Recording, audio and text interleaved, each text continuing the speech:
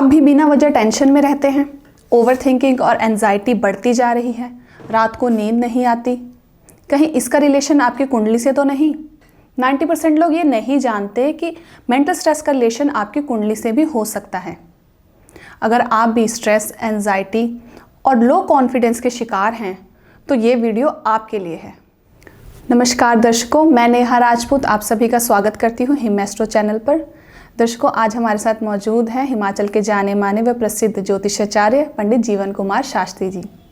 दर्शकों, आज का हमारा टॉपिक है स्ट्रेस। सोसाइटी में स्ट्रेस, ओवर थिंकिंग और डिप्रेशन, एंजाइटी दिन प्रतिदिन बढ़ता जा रहा है। इस वीडियो में जानेंगे कुछ ऐसे उपाय जिनसे हम इन सभी चीज़ों से छुटकारा पा सकते हैं और कैसे एक हेल्दी, हैप्पी लाइफ को जी सकते हैं। नमस्कार पंडित जी। मेरा आपसे पहला सवाल ये है कि क्या हम कुंडली देखकर किसी व्यक्ति की मेंटल और फिजिकल स्टेट का पता लगा सकते हैं? जय माँ दुर्गे, हिमेस्ट्रो पर आपका स्वागत है। हाँ बेटा जी, देखो जो कुंडली होती है ना, वो हमारा जो है जीवन दर्पण है। इसमें हम शुरू से लेकर के अंत तक का पूरा विवरण जान सकते हैं। देखो, एक जो हमारे पास एक कुंडली है, ये कुंडली है जो हमारा जहाँ पर ये लगन लिखा हुआ ना, ये लगन जो है व्यक्ति का व्यक्तित्व है, चरित्र है, उसका पूरा जो लाइफ है, उसका जो रहन सहन है, उसका जो स्वास्थ्य है, पूरा का पूरा यहीं से हम विचार करते हैं। जब बच्चा पैदा होता है ना, तो यहीं से उसका जो है, जैसे बच्चा पैदा होता है उसका शुरुआत होती है, तो हमारा जो लगन भी है यहीं से हमारा हम देखते हैं। इसको हम लगन बोलते हैं, इसको हम पहला घर बोलते हैं, पहला भाव बोलते हैं। ठीक है जी। तो इसलिए हम कुंडली देख करके किसी के बारे में कि किसी को क्या प्रॉब्लम आ रही है, किसी के लिए क्या शुभ है, क्या अशुभ है, किसके कौन से ग्रह अच्छे हैं, कौन से बुरे हैं, हम कुंडली से देख सकते हैं और उनका हम उपाय भी करते हैं। ठीक है। अब आपका दूसरा प्रश्न क्या है? जी पंडित जी, मेरा दूसरा प्रश्न आपसे ये कि ऐसे कौन से योग होते हैं जिनकी वजह से हमें मेंटल स्ट्रेस का पता लगता है कुंडली में? देखो, मेंटल स्ट्रेस जो है ना, विशेष करके चंद्रमा की वजह से आता है। चंद्रमा क्या है? जल है। जिस तरीके से हमारी पूरी पृथ्वी में 70% जो है पानी होता है, हमारे शरीर में वैसे ही जल है और चंद्रमा का हमारे शरीर पर सबसे ज़्यादा प्रभाव होता है। हमारा जो मन है ना, मन जो है वो चंद्रमा का कारक है। हमारा जो चौथा भाव है ना, ये चौथा भाव भी जो है जी चंद्रमा का घर है। चौथे भाव का कारक भी चंद्रमा है। अब हम क्या करेंगे कि चंद्रमा जो है हमारे इमोशनल है, चंद्रमा हमारा जो है मूड है, हमारी जो भावना है चंद्रमा है। हमारा जो चंद्रमा से जब हमारा चंद्रमा प्रभावित होता है तो चंद्रमा से ही डिप्रेशन भी आ जाता है, चंद्रमा से हमारे को स्ट्रेस बढ़ जाते हैं। अब चंद्रमा मन है, अब चंद्रमा पर क्या है? चंद्रमा जब कार्य करेगा किसी भी चीज़, आजकल क्या हमारे जो लाइफस्टाइल है ना, लाइफस्टाइल बड़ा कुछ इजी हो गया है। बच्चे जो है ना मेहनत नहीं करते, उनको जो बचपन में उनके माता पिता उनको बड़े लाड प्यार से प्यारा होता है, उसको वो पाला होता है। जब लाड प्यार से जब बच्चे पालते हैं उनके अंदर इतनी पावर नहीं रहती, तो वो चंद्रमा जो है उनका स्ट्रोंग नहीं बनता। जब चंद्रमा वीक हो जाता है, क्योंकि माँ बाप माता के साथ, चंद्रमा चौथा घर हमारा माता का भी है, और जब माता के साथ अटैच होता है बच्चा, जब अटैच होकर के बच्चा, उसकी जो भावना है ना, जब उसको किसी प्रकार की कष्टी होती है ना, थोड़ा सा भी उसको होता है तो उसको डिप्रेशन हो जाता है, वो उसमें स्ट्रेस आ जाता है, वो उस चीज़ को उठा नहीं सकता, वो उसको उस तरीके का उसको अपना भार जो है उठाने की योग्यता नहीं होती। इसीलिए स्ट्रेस जो है ज़्यादा, आजकल बच्चे ज़्यादा स्ट्रेस क्यों लेते हैं? इसी कारण से लेते हैं, छोटी छोटी बात पर जिद करते हैं, हर छोटी बात पर हाँ भी हमें ये चाहिए। अब चंद्रमा क्या, फूड भी तो है, खाना पीना चंद्रमा है। एक बड़ी अच्छी बात बता रहा हूँ, ये हमारा जो दूसरा भाव है ना, दूसरा भाव ये शुक्र का होता है। दूसरा भाव हमारा खान पीने का भी है और वाणी का भी है। ठीक है। और इस भाव में चंद्रमा उच्च का होता है। उच्च का चंद्रमा यानी कि सबसे बलशाली, जब उच्च का चंद्रमा आ गया तो इसका मतलब है कि बच्चे के अंदर वाणी, अगर बच्चे के अंदर वाणी के अनुसार हम बात बड़ी मीठी चार बातें करेंगे उसको, तो बच्चे के अंदर डिप्रेशन नहीं आएगा, परंतु उसके अंदर सहनशीलता खत्म हो रही है। उसका जो खान पीन अच्छा होगा ना तो उसको डिप्रेशन नहीं आएगा। परंतु अगर यदि वो चंद्रमा कमज़ोर है, यदि उसमें अंदर चंद्रमा की कोई ऐसी उसकी योग बन गया, चंद्रमा का कोई ऐसा योग बन गया है जिसकी वजह से चंद्रमा जो है कमज़ोर पड़ रहा है, तो आप लोग जो है ये समझ लें उसे डिप्रेशन आने की संभावना बहुत ज़्यादा बढ़ जाती है। काम का बोझ, खाने पीने की आदतें, ये सारा चंद्रमा से रिलेटेड है। कई बार क्या होता है, कुछ लोग जो है इतने घबरा जाते हैं यात्रा करने में, जाने में, जहाँ उनको बड़ा आनंद आता है। अब चंद्रमा वाहन का योग भी है, चंद्रमा जाने का योग भी है। घर के अंदर कैसा माहौल बन रहा है ये चंद्रमा पर डिपेंड करता है। तो चंद्रमा जो है हमारा मन का जो कारक होने के कारण जो डिप्रेशन की पोजीशन जो आती है ना, कई बार जैसे उसको मेंटली डिप्रेशन आ गया, तो ये चंद्रमा के कारण है। जी ठीक है जी पंडित जी, बच्चों के साथ साथ आजकल देखा गया बड़ों को भी, लेडीज़ को ले लीजिए, जेंट्स को ले लीजिए, हाउसवाइफ्स को भी स्ट्रेस है, जो जॉब वाले हैं उनको भी स्ट्रेस है, तो उससे ये इसके बारे में हम अपनी कुंडली से भी पता लगा सकते हैं? 101% लगा सकते हैं। देखो, बच्चों की डिप्रेशन तो हम ये बताते हैं। एक चीज़ और भी है, जो बच्चों की डिप्रेशन होती है ना, बुध के कारण जो है सबसे ज़्यादा एक्सट्रीम डिप्रेशन होता है।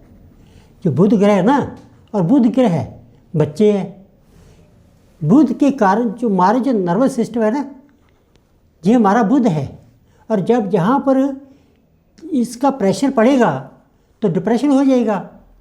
अब जैसे आपने क्वेश्चन किया कि लेडीज़ के ऊपर भी इसका प्रभाव आता है, जब लेडीज़ डिप्रेशन में जलती जाती है, उसका कारण क्या होता है। हमने अभी बात की कि चौथा घर जो है, ये चौथा घर जो है ना, ये चौथा घर है हमारा उस व्यक्ति का घर। हम इस भाव से घर देखा जाता है, परिवार के अंदर अगर शांति होगी तो लेडीज़ के अंदर डिप्रेशन की कमी रहेगी।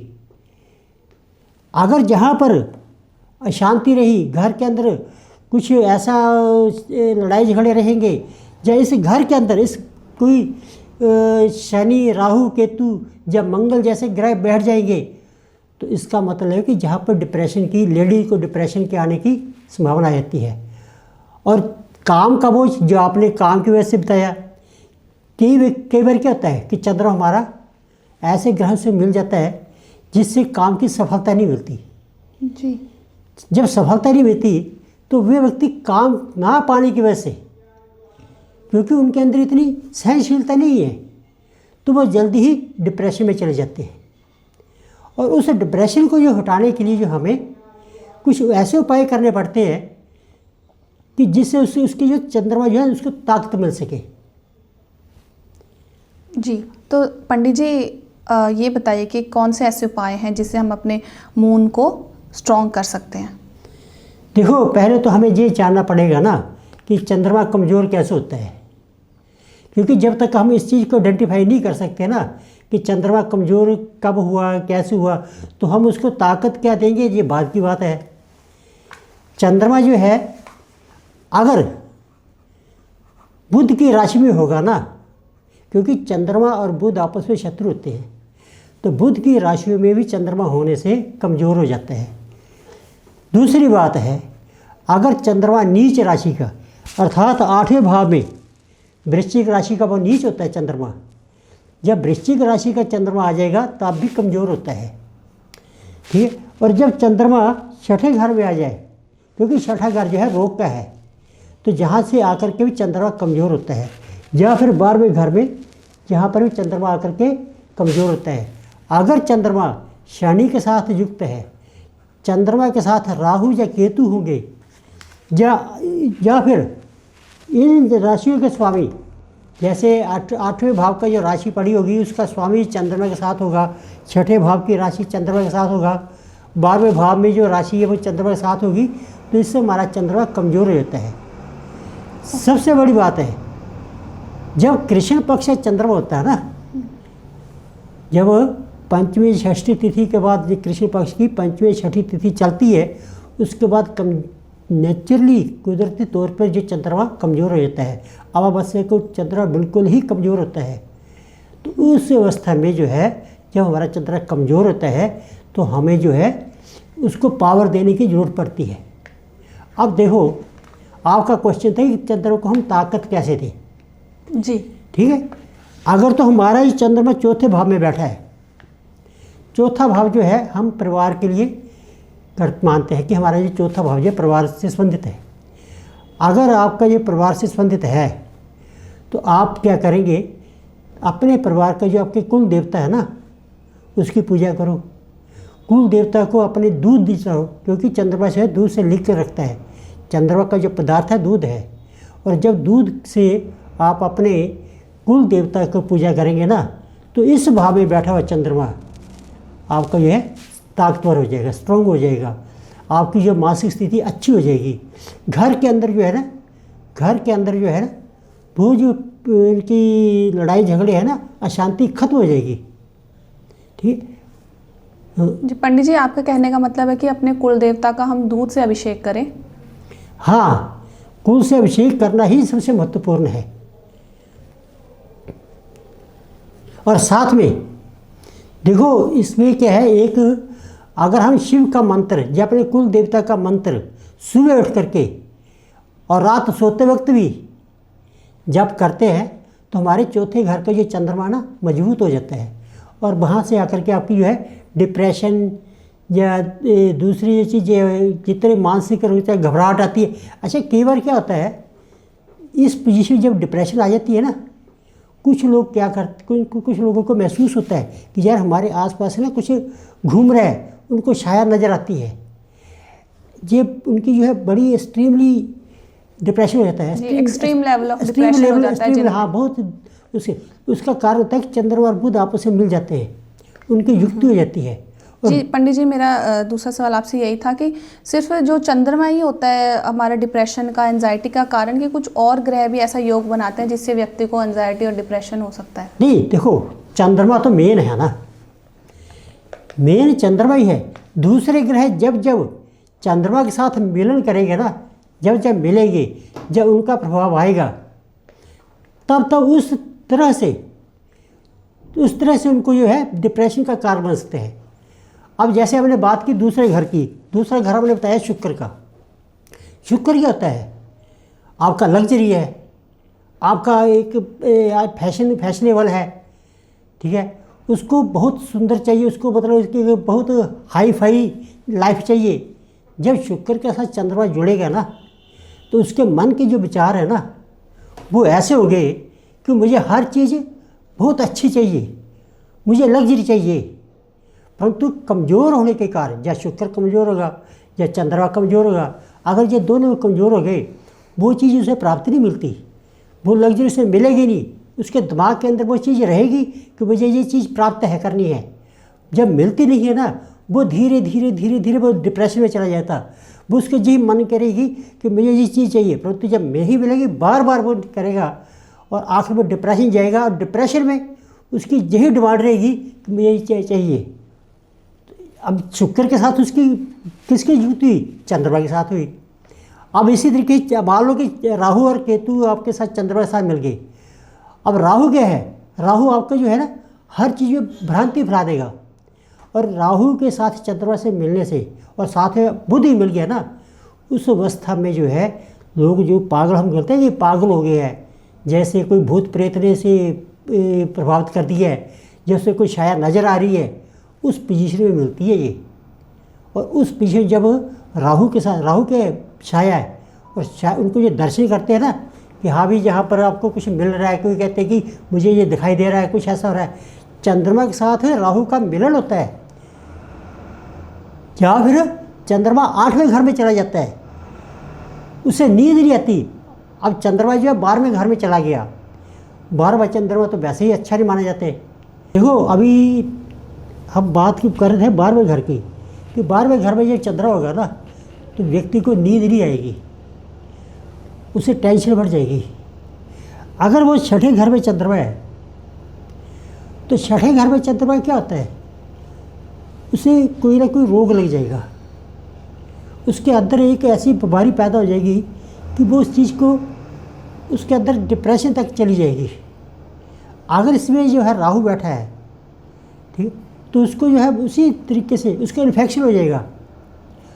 इस व्यक्ति को जो है जब रोग हो जाता है ना छठे घर में, तो हमें जो है स्पेशली क्या करना चाहिए कि इसका दान करना चाहिए।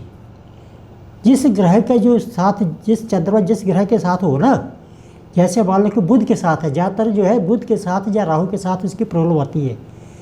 तो राहु के साथ अगर हो तो हमें काले तिल, जी, काले तिल का जो है उसमें जल में डाल करके उसे हम भगवान शिव पर चढ़ाए या पीपल के नीचे रखें, तो छठे घर का जो उपाय जो है वो चंद्रमा का हो जाता है। उसमें चंद्रमा स्ट्रोंग हो जाएगा, डिप्रेशन की कमी आ जाएगी।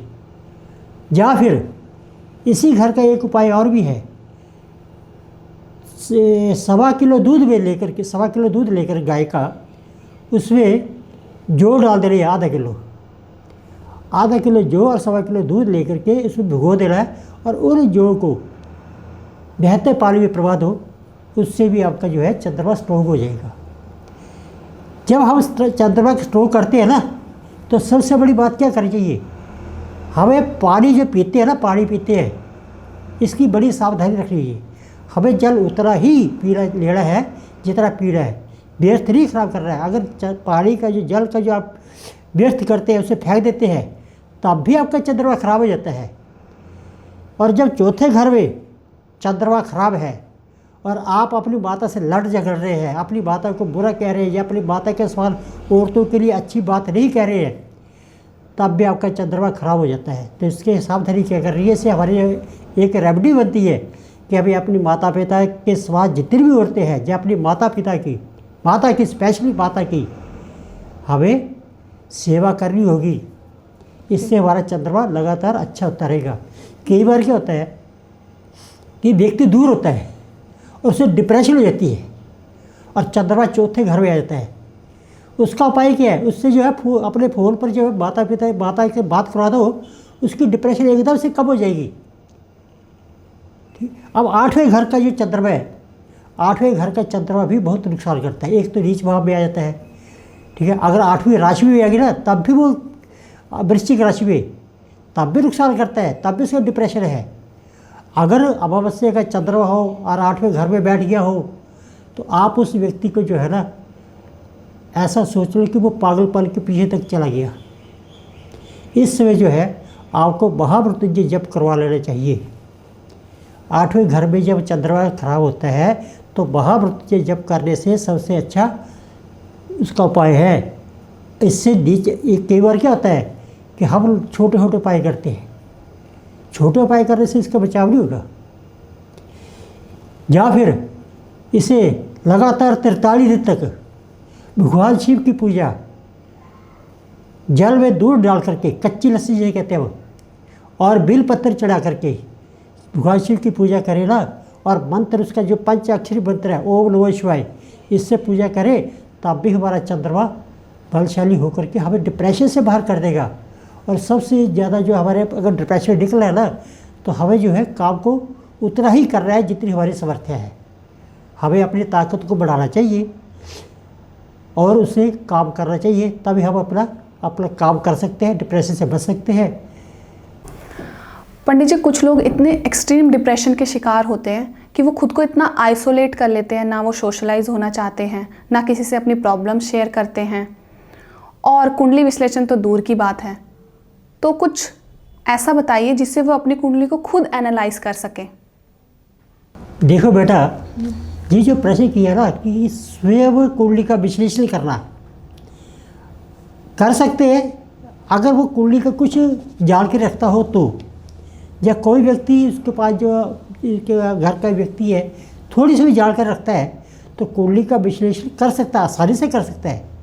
क्योंकि जैसे अभी हमने बताया कि चंद्रमा का जो प्रभाव है चौथे घर से, छठे घर से, 8वें घर से और 12वें घर से होता है।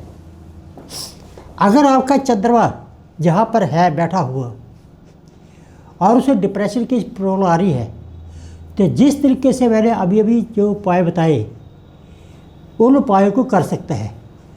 यदि फिर भी उसे डिप्रेशन है और वो अपनी कुंडली का विश्लेषण नहीं कर पा रहे हैं और किसी से करवाना भी नहीं चाहते, तो आप उसके लिए सबसे अच्छा उपाय ये है कि उसे थोड़ा सा मेडिटेशन करवाएं। अगर मेडिटेशन भी नहीं कर सकता तो उसकी माँ जो है ना, उसके बदले उसकी पूजा कर सकती है। भगवान शिव का जो है जो महामृत्युंजय जप है, जो महामृत्युंजय मंत्र है, उसका पाठ एक बार करवा लो। उससे उसकी जो है जो डिप्रेशन की प्रॉब्लम जो है ना वो सॉल्व हो सकती है। परंतु फिर भी मैं ये कहना चाहता हूँ, अगर उसे ऐसी डिप्रेशन है तो कोई ना कोई व्यक्ति जो है उसकी कुंडली जो है अच्छे जानकार पंडित से दिखा करके उससे उसका उपाय पूछ ले, तो उसका जिससे उसे डिप्रेशन से मुक्ति मिल सके। पंडित जी, चंद्रमा का तो समझ में आ गया, क्या कुछ और ग्रह भी हैं ऐसे जिनका इम्पैक्ट हमारी मेंटल स्टेट पे पड़ता है? हाँ बेटा जी, 12 राशियों पे जो चंद्रमा का प्रभाव होता है ना, अलग अलग होता है। अब जैसे मैंने अभी इसी चार्ट पे बता रहा हूँ, ये कर्क राशि है। कर्क राशि का जो नेचर होता है ना, बाहर से कठोर होता है और अंदर से बिल्कुल नर्म होता है। अब जहाँ पर जब चंद्रमा जाएगा तो यह बहुत इमोशनल है, और इमोशनल होने के बाद से इस व्यक्ति को थोड़ा सा भी अगर चोट लगेगी तो जल्दी अपने डिप्रेशन में जा सकता है। अब इस राशि का जो मैंने आपको पहले ही बताया है कि जैसे आपने क्या उपाय कर रहा है, परंतु अलग स्थान पर जब अलग भाव में जाकर बैठेगी कर्क राशि, तो उसका जो उपाय अलग होगा। पंडित जी, मेल्स के कंपैरिजन में फीमेल्स में डिप्रेशन ज़्यादा क्यों होता है, और इसके कुछ सिंपल उपाय भी बता दीजिए। देखो बेटा, लेडी बहुत सेंसिटिव होती है, और ऊपर से जब उनका चंद्रमा वीक होता है ना, तो ये इमोशनल जल्दी पकड़ लेती है। ये छोटी छोटी बात पे ना अपना रिएक्शन देना शुरू कर देती है, और उनको जो डिप्रेशन बड़ी जल्दी ज़्यादा हो जाता है। इनका उपाय ये है कि साधारण रूप से क्या करना चाहिए कि पुण्य की जब पूर्णिमा आती है ना, पूर्णिमा के टाइम पे खीर बना करके और उसमें केसर डाल करके पूर्णिमा की रात में जब चंद्रमा जी पूरा निकलते हैं, उस रात को रख करके सुबह उस खीर को खा ले, तो चंद्रमा का प्रभाव जो बढ़ जाता है, उसमें चंद्रमा की जो शुभता बढ़ जाती है, जिससे उनके डिप्रेशन में कमी आ जाएगी। दूसरी बात क्या है, अगर वो चांदी के बर्तन में खाना खाए या पानी पिए, या कम से कम चांदी का चम्मच लेकर के उससे ही खाना खा ले, तो उसमें भी जो डिप्रेशन की कमी आएगी और उन्हें फिजिकली भी मजबूती आएगी। दर्शकों, आशा करती हूँ कि स्ट्रेस से रिलेटेड जितने भी आपके मन में सवाल थे उनका आंसर आपको इस वीडियो में मिल गया होगा, और इन कुछ सिंपल उपायों को करके आप भी एक हैप्पी और हेल्दी लाइफ जी सकते हैं। नेक्स्ट वीडियो में हम जानेंगे पंडित जी से कि चंद्रमा का 12 राशियों पे क्या प्रभाव होता है, और उनकी रेमेडीज़ भी हम पंडित जी से लेंगे।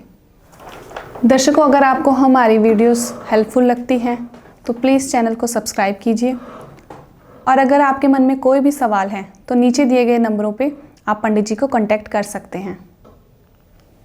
धन्यवाद।